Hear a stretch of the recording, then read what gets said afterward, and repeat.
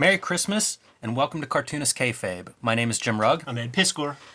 I love these Christmas episodes, Ed. This is the second one we're doing here. So, Christmas Eve episode yesterday with Carl Barks. What could be better? How about a Christmas Day episode with more Carl Barks' Christmas spirit? Before we dive into this classic comic, I do want to remind everybody that we are working cartoonists, and the best way to support Cartoonist Kayfabe is to pick up our books. Red Room, Ed Piskor's latest book, Antisocial Network, and Trigger Warnings. Both of these are in print and available now wherever books are bought and sold. Kind of a quite the contrast next to Donald Duck. My latest books that are available: Street Angel, Deadliest Girl Alive, back in print after almost a year out of print from Image Comics, and The Plain Janes, the story of a bunch of high school artists. So quite a variety here to suit all of your reading needs.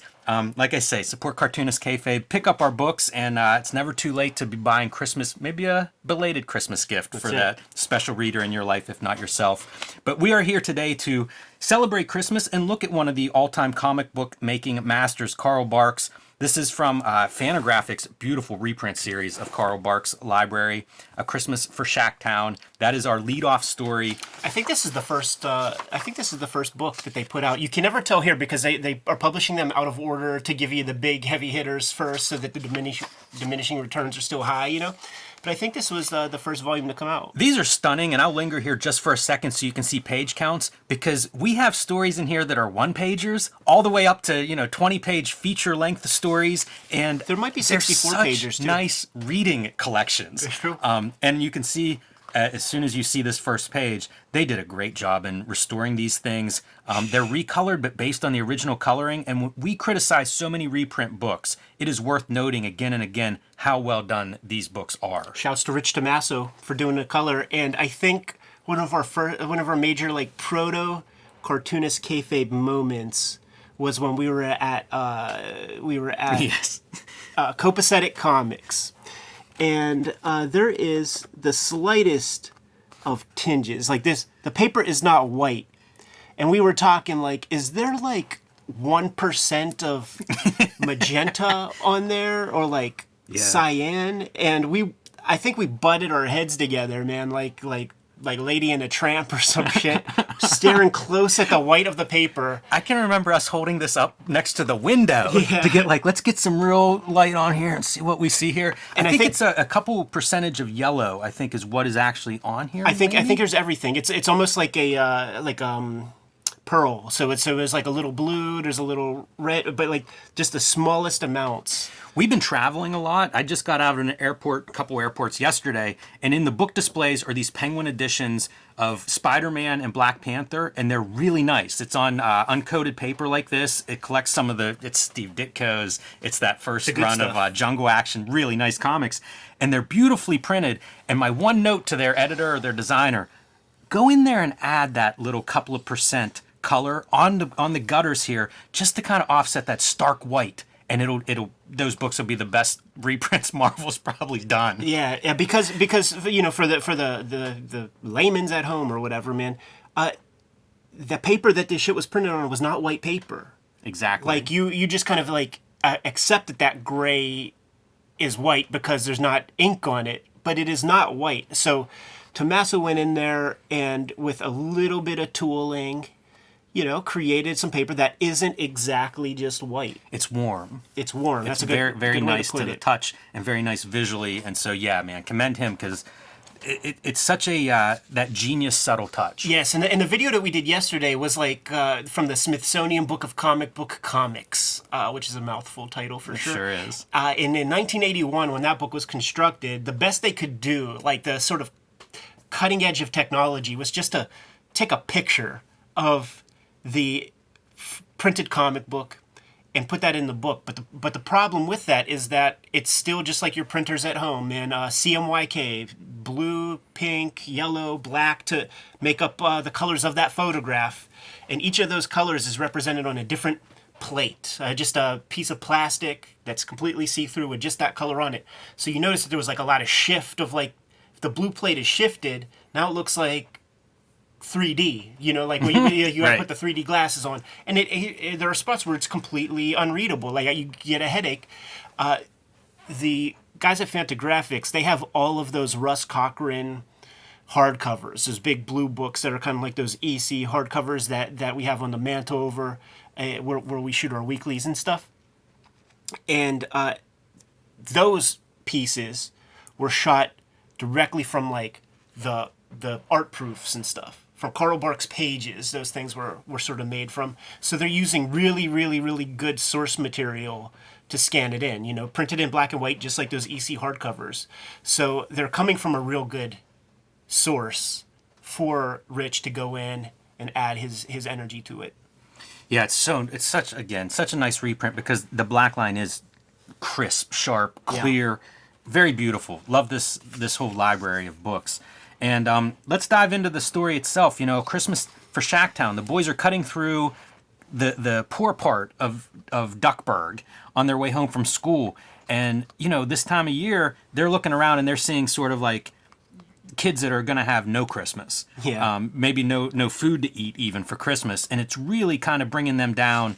And again, like this is all established in page 1. It's a really quick setup. And what can they do about it? So, pretty quickly you turn the page because this is a comic and that's how it works. And they run into Daisy Duck and they kind of explain to her why they're feeling so glum. Yeah. And she's a Yenta. She's like, oh, me and the girls at the club have been looking for something to do. So this story's weird, man. Just the way it aged, because it's a bunch of rich people doing some largesse for the poor folk of town. But she'll mention stuff like, oh, that part of town where all the crummy stuff happens, and like they'll talk that kind of shit. Did you, whenever I was a kid growing up, like I grew up in a depressed area. Yeah. And there were places there, though, that were like the lowest, economic rung on the ladder. Even within like a depressed school district overall, there were the places that had like, there were places that had no electricity, like where I grew up. There were places with outhouses where I grew up. Yeah, I'll tell you a story for the purposes of this, because this particular story just like rings, I feel it.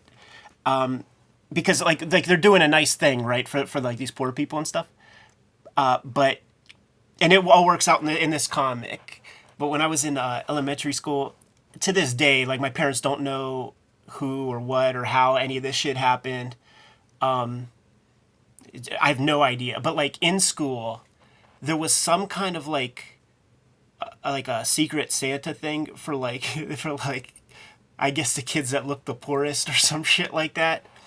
And like I got this like amazing like Lego set from some like anonymous benefactor like through the school, and it was such a nice thing, but it was done in front of everybody, which signified that you are the poorest motherfucker in your class. And also, it's toys that you get that nobody else is getting in a class with 7-year-olds. I could not live it down for years that I'm the poorest dude and that I got toys in front of everybody and they didn't get something. Like, so it was like a nice thing that was done, but road to hell, good intentions, all of that. Like I have scar tissue reading this in a way, man. And I even asked my folks, like, Mom, what was it? And it embarrassed my parents.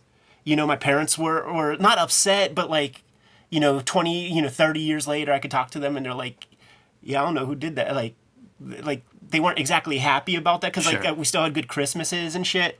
But I don't know, I had too much Kool-Aid on my lips or something at school. Like there was something that made me look super janked out and broke and poor. Yes. Wow. the flip side of the story, the dark side of the story. Right. That's why I don't take it personally, but I see the other side in a way. Well, it is a Donald Duck comic. Yes. So we do need to get him involved. And he's struggling financially this time of year. You see like bills piled up. This reminds me of like Watchmen panels where like you'd have like newspapers on desks with headlines that were part of the story. So you have a little bit of lettering there to indicate what he's dealing with and trying to figure out, and can't even figure out like how he's gonna buy his nephew's Christmas gifts. Yeah, he only has $5 to his name, and he knows that the boys have $5 to just spend on him, but his $5 has to be spread to like 4 different people or 5 different people: Daisy, Uncle Scrooge, and the 3 boys. Yeah, and Daisy shows up looking for $50 for her new cause. Of course, Donald has none of that, but everybody knows where you could find it. Yes. Which brings us to Uncle Scrooge. The stories move so well, like they're almost logical. Like it's very. It shouldn't take this long, maybe, to get to this point, but also like it's so breezy, like reading through these. Like each piece just adds to the next step. It does, and it doesn't feel like it could be done improvisationally to me.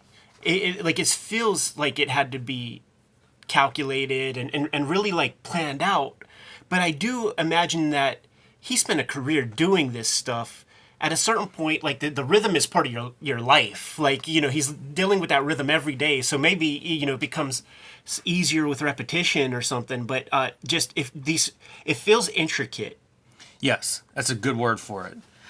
There's some great content in the back, and maybe we'll flip to that as we wrap this up, that gives some context to how he works and when this stuff is published.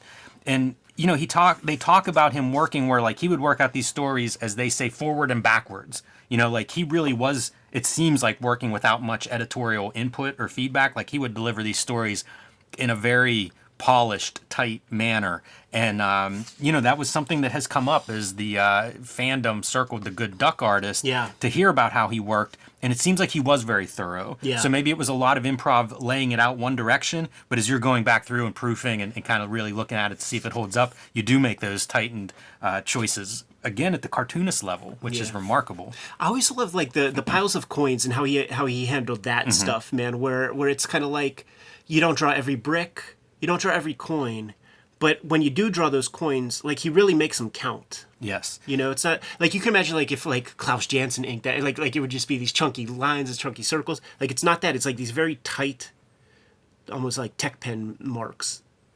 He also swings his camera point of view around quite a bit, Yeah. breaking what we call like the 180 rule from a cinematography standpoint. But again, to make the movement kind of like really bounce from panel to panel, I think that's part of what allows that to happen that way. Yeah, it's true. And I think he's thinking in terms of, rather than just like the storytelling flow of the thing, is like the balance of exciting images. Because like if he would have just had Scrooge there, it's like it would be like mirroring this just right here, and it's like, do you need that? Like it's more interesting from just a balanced visual point of view rather than just like storytelling. Yeah, 100%.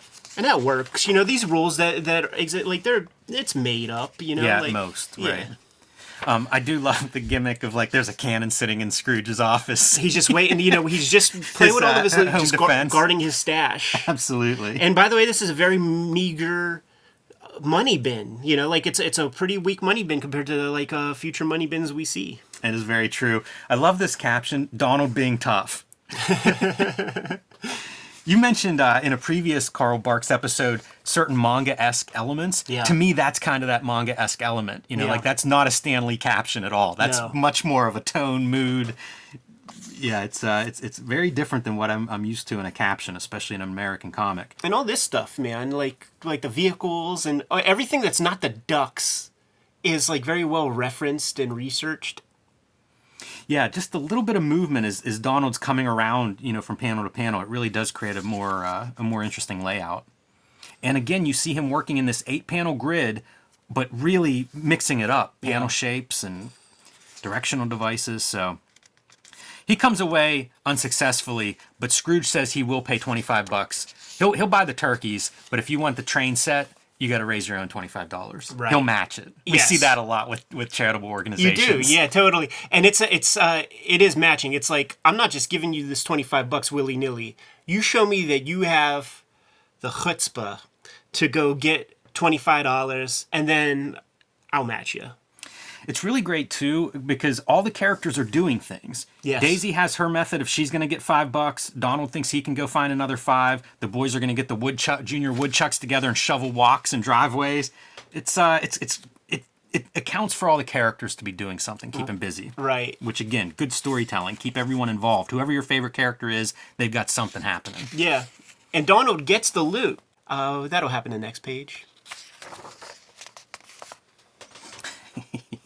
His first plan is to trick another plan to try to swindle Uncle Scrooge out of his money by portraying this old character, his Uncle Scrooge's uncle, Yeah. from Scotland. He finds him in a photo album, so that's his plan here. It backfires, of course, because it turns out the uncle owed Uncle Scrooge money from way back, which is now compounded with interest to $8,000 plus. Uncle Scrooge lent him a nickel in like 1905. Yes. And, compound interest, all that good stuff. This is such a classic motif, too, for cartoon calculating money.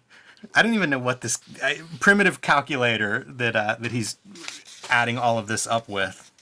It's so funny. I was at my dad's crib and he was watching some flick from the 70s that took place in like a basketball arena, and so one of the B shots was the press guys, and there's a table with fucking typewriters. Yes. Just like a whole row of a bunch of dudes with typewriters, and I'm like, holy shit! I guess I never thought about that, but yeah, sure, why not? The newspaper guy has Press to row. do that shit and get it off to press ASAP. Every once in a while, I'll come across like a sports reporter talking about where they're writing their story, in the third quarter, like in a blowout game or something along those lines. And yeah, you don't think about it, but of course, like that story is published like shortly after that game ends. Yeah. That's the job, I guess.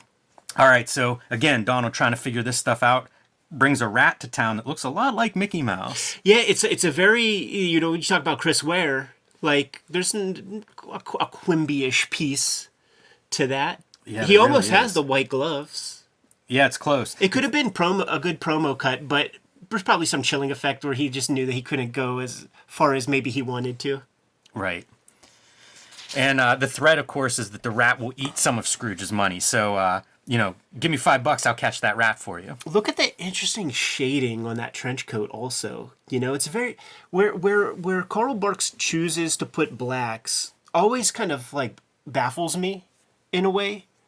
Because it is a cartoony thing, but then he'll just, like, choose this piece to like, add black. I didn't even notice that until you pointed out, but you're 100% right, because that's shading. Yeah. Like, sometimes the black feels like, make the rat black. Yeah. Make the boy's shirt black. But this is clearly shading. Like, there are wrinkles and stuff that are delineated in that shading. Yeah, who puts shading on the ground for all the characters and every panel, for sure. But every now and then, like, something that's, like, that he invents, that isn't, like, on some character design page by iWorks or something. Did you go through that phase? Like, at some point, did you figure out the shadow on the ground under characters and then draw that for a while? Absolutely. I mean, I still do, really. Yeah. Like, it's to me, it's like one of the early eureka moments you get, like when you put your first glint into a character's pupil in their eyes, and you're like, holy fuck, it looks wet, it looks alive. Like, you got to do the shadow. You don't put shadows on your dudes? I do, but I can remember, like, I don't know, figuring that out. I see. Almost like the light bulb moment. Yeah. The early eureka moments, man. Yeah, they're so dumb, because in hindsight, of course, there should be a shadow there. It's an education of drawing, because now it's like, oh, I'm so dumb. Like, I know how to draw this neck muscle better. Like, I can't believe I didn't do that. It's just the education, keep drawing, you'll figure shit out. And, Donald, everybody gets their $5, including Donald with their little rat gimmick. But whenever he goes to pull that $5 out of his pocket, he outsmarted himself, because it was the same pocket he put the rat in, and the rat chewed it up. You see it all. You see the little mouse sticking his head out of the pocket. You see the tatters, and he sells it with the verbiage also. And then rats, the double entendre kind of thing. Just the snappy flow. That's part of the good duck artist is the dialogue, for sure. Even how animated he is as he's like slinking away, throwing his hat on the ground. Like, there's so much movement that comes through there. And just no confusion whatsoever. He throws down that loot, throws down that hat, and somebody just mistakes him for a pauper. Gives him another idea. And Uncle Scrooge, the subplot for him is that his money bin is just packed as tight as it possibly could be. Look at that curved vault door. And Uncle Scrooge goes out for a walk and sees what Donald is doing and realizes, I should be panhandling out here. I'm leaving money on the street. Kicks Donald out, throws his top out on the ground, and quick cut back to Shacktown. Speaking of the glint in their eyes, they're really looking forward to this. And by the way, the dentistry of the poor people of Duckburg, man, nobody can afford braces out there, man. Yeah, That's funny a detail for like 1952. It's that Carl Barks shorthand for, it's a stereotyping is a part of cartoon art, and this is how he decides, like, okay, yeah, like poor people are gonna have some like goofball teeth. Runs Patches. into Gladstone Gander, the lucky cousin duck, and thinks he can help me find money. So now they're off looking for wallets in the snow or whatever they can come across. Weird moment of like one of these dudes are looking at them out the windows. Somebody chucks out a hot dime that burns through his hat. I don't. This was weird to me. Like I don't know what to make of some of that. Yeah, I feel like that's a joke that somebody got in 1945. Right. Like maybe people were mean that way and stuff. Yeah, I don't know. It seemed odd.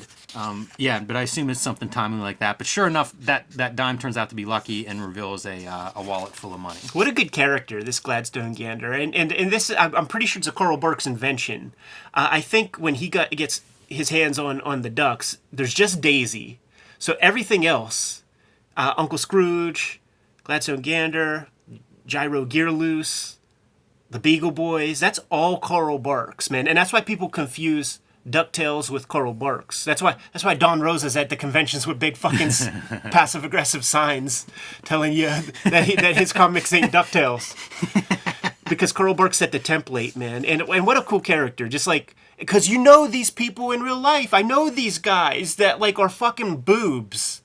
But nothing bad. It's seemingly so much Mr. Magoo shit happens where like they walk over open manholes in life and still are fine. They don't slip on the banana peel, proverbially, you know what I mean? But like you just know that if you were in that exact situation, you would have fell through that sewer. You would have slipped on that banana peel. This is an archetype for I know 10 of these people. And ultimately, the evolution is long shot. Yeah. And Senti, a big Carl Barks fan. All right.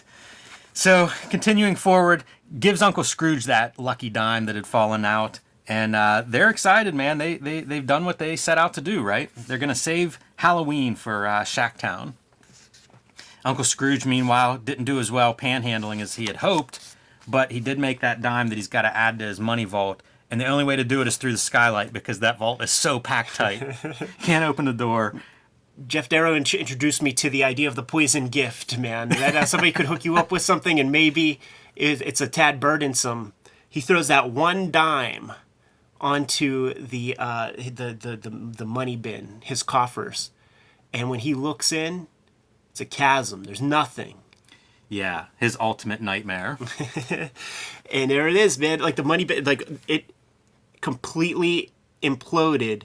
The texture here, pure black hole era Charles Burns, where it's got the most beautiful brush feathering, but also white ink, white media being feathered in there with a beautiful brush as well to give you just that glint of, the other terrain that might be popping up there. It feels all right. It's not that cheesy shit where there's like a little skull in here. It's literally where's the fish skeleton? Yeah, pipe work and plumbing and stuff. It makes sense. Yeah, bottomless hole. Worst case scenario for your bank vault. What a way to sell it too, because in all the comics that we've been looking at, man, they've abided by that 8-panel grid continuously. This is the one page that ain't a splash, where you get 3 panels of real estate for one image to sell you on the catastrophe that just happened there. Absolutely. And I note like Uncle Scrooge's eyes, right? That 40-yard stare that they've now added by just adding like an iris around those black dots. Very effective. Very. Yeah, absolutely. Throwing a fit. I saw a little kid do this in the airport. I believe it. And it was very fun. I watched the whole thing unfold where like he laid down flat on the ground to do this demonstration. His vegan parents probably were just like, please, what can we do? It was very similar to Uncle Scrooge here. But brings in guys to like try to figure out what can we do. Brings in the engineers like, and they're, hey, it's bottomless, man. And if you make any kind of ruckus, like, below this cavern is just quicksand. Yeah, look at how cool that machine is, man. It all kind of like feels right. in a way. Giant ear to listen to. We're going to drop something down there and see if it hits. Here's the thing, though, man. They're just saying, like, okay, it's down there real deep. So we're not even at the worst yet, because, you know, Uncle Scrooge is just like, well, you know, let's try to get in there, you know, to the side or something. And then they're like, but wait, there's more. By the way, aspirin juice is what he's drinking there on his... I don't think you could get away with that in a kid's comic today.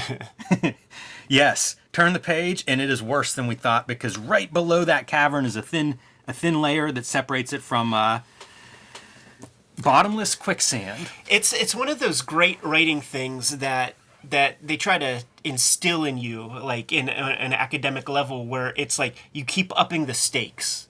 You keep upping the stakes as much as possible. I don't know about you, man, but like as they were unfolding that tapestry of the bottomless pit, I was getting nervous and expecting them to draw like rice paddy hat people, you know, like on the other side, like, you know, it's going through the earth or something. I was getting nervous about that imagery. Yeah. Well, maybe a slightly better. It's a big history with the Disney better characters. taste here. Yeah. Yes. Yeah, absolutely. And Uncle Scrooge back in that temper tantrum position. So what can be done? You know, Uncle Scrooge has now moved into Donald Duck's house and is eating oatmeal as fast as he can get it served. Is that his third dish of oatmeal? He can't see through the tears. Absolutely. Going to eat Donald and company out of house and home with that appetite. And the kids reveal there's a cave that they discovered as junior woodchucks. Let's go find that cave. And this is the stuff where you imagine that maybe he didn't have that exactly figured out up to this point, because it's constant revelations. Like right. that's one of the hallmarks of the Carl Barks stuff. Like when you read like Wimbledon Green or the comics that are inspired by Carl Barks, like that's what people are trying to tap into, is just that whimsy. I often hear, like, some of the first stuff I read about Carl Barks, it's adventure comics. Yeah. You know, like, these are adventures, and that's what that is. You know, they remind me of even, like, an Indiana Jones and the Raiders of the Lost Ark serial adventures, where it's like, the stories that we've looked at recently of Carl Barks is, these scenes are like that, where, like, it's almost, you get a complete beginning, middle, end of a scene, and it runs right through it, on to the next one, but there's always something happening. Check this out. This is super cool. Foreground character drawn, separated by the background characters who are in silhouette. Mm-hmm. In here, foreground characters in silhouette, separating from the characters who are in the background, who are observing the scene. Yeah, that's a really great one, especially the way it's laid out here as spreads. Really awesome. I like how he's breaking up this panel border shape, where it's like they're above ground and it's almost an arrow pointing to once they enter and now they're below ground. Like a Kirby cutaway. Very cool. And they find a tiny little entrance, a little hole, a badger hole that leads to where the money's at. And what are we going to do? We're going to hook up a train. It's going to go in there and haul money out. The toy train is the MacGuffin, man. It's the Chekhov's toy train. It was mentioned on page 2, so like let's get some payoff earlier, because also when it was mentioned by Donald Duck to Uncle Scrooge, yeah, we need $50, man. $25 for turkeys, and it caused him trouble to even spit out the words, because he knew that he was going to get dissed by Uncle Scrooge. $25 for a toy train, to which Uncle Scrooge is like, "What? A useless toy train? You're going to use my money for a useless object that serves no value in the universe?" Well, Uncle Carl Barks is going to find a use for a toy train. Yeah, and don't think the smart aleck kids don't remember that and throw it back in his face. So sure enough, you know, he says, everlasting gratitude, and Donald says, how about a cash reward? Yeah. So he says whatever comes out first, that's what they can have, and a bundle of $1,000 bills come out, 100 of them. That's a pretty good haul for a reward. Uncle Scrooge faints. Not his best idea, that reward. But needless to say, Shacktown gets maybe the best Christmas ever. Yes. With that kind of money under there and dozens of toy trains. And the rich ladies in the town can feel like they did some good stuff for the paupers of their town. And Uncle Scrooge is going to be in here for a while because that train doesn't haul too much. And we saw how big that money bin was. So that's what he's working on. Yes. So, and that ends the story. And then when you go to the very next story, Uncle Scrooge has a new money bin. So it's like almost a continuing piece. Yeah, and much more in the iconic tradition of what I think of as Uncle Scrooge's money bin. Absolutely. So, yeah, great. Once again, great cartoonist, great story. And some of the extra material in the back are notes on each story that appears in here, as well as these covers. And also notes a little bit about Carl Barks and kind of his biography, which is very colorful for anybody unfamiliar. Doesn't start doing comics until he's in his 30s, so has a very full life before he gets to that point. But also, where did each of these stories appear? So, in this case, that Christmas for Shacktown, 1952. It's a little bit later than yesterday's Christmas story, but as you say, Ed, there may be Christmas stories. I don't know, several more of these Christmas stories may be out there. How about Christmas 2023, man? A Christmas on Bear Mountain, I think is. Yeah. I got it over there in on the bookshelf. Sounds good to me. And one last shot here. This is the cover for the original printing, the first appearance of A Christmas from Shacktown, for Shacktown. Beautiful, and look at the animation, dude. Get those wheels off the ground right. That to train apply is that moving. motion.